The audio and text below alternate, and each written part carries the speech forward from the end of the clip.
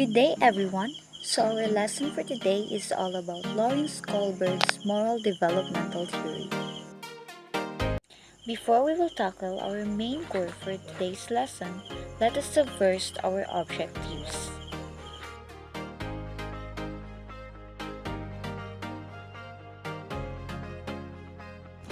So, let's proceed to Kohlberg's theory. Lawrence Kohlberg was a 20th century psychologist known primarily for his research into moral psychology and development.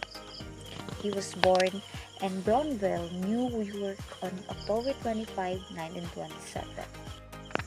So Kohlberg identified 6 stages of moral reasoning grouped into 3 major levels, and each level represents a significant change in the social, moral reasoning or perspective of the person. So next is moral development or moral reasoning.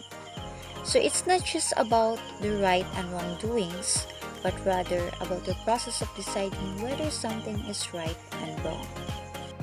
So Kohlberg used a moral dilemma, and this moral dilemma is called the Haynes dilemma.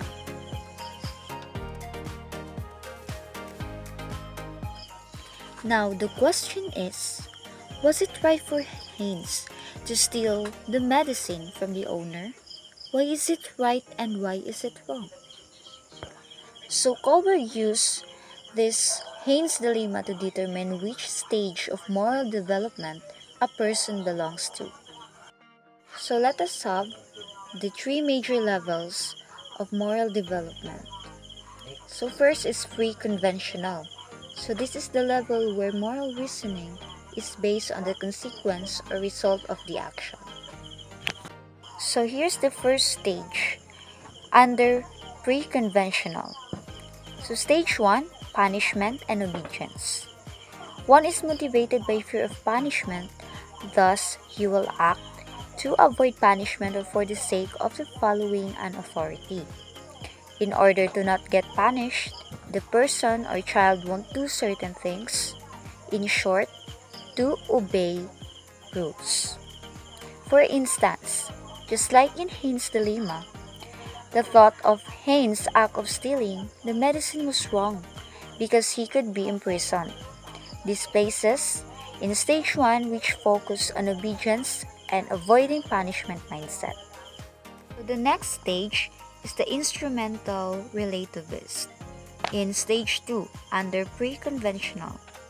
So it is characterized by individuals focused on their own needs and desires. In this stage, rights are determined by what benefits the individual without sense of fairness and reciprocity emerging. For example, a child might share their toy with another child, but only if they expect to receive something in return, such as a favor or another toy. So the child's decision is based on a sense of reciprocity and what they can gain from in exchange. So next is the second level of moral development, which is the conventional. So moral reasoning is based on the conventions or norms of society. They may include approval of others, law and order, and expectation from a person's family, group, or nation perceived as valuable. So under the conventional is the third stage, interpersonal concordance or good or nice girl orientation. So at this stage, people make decisions based on what will pleasure or please others and gain their approval. They value being seen as a good person and want to avoid social disapproval. For instance, a student or a child might choose to help a classmate with their homework, not because they genuinely want to help, but because they want to be seen as kind and helpful to their other peers. So next stage under the conventional is the stage 4, law and order orientation. So people at this stage believe in following rules and laws to maintain social order. They prioritize doing their duty and respecting rather an authority. For example, A child might follow school rules, such as lining up quietly and raising their hand to speak, even if they don't fully understand why. They do it because they know it's the right thing to do and it helps maintain order in the classroom. Next is the last major level of moral developmental theory, which is the post-conventional autonomous or principle.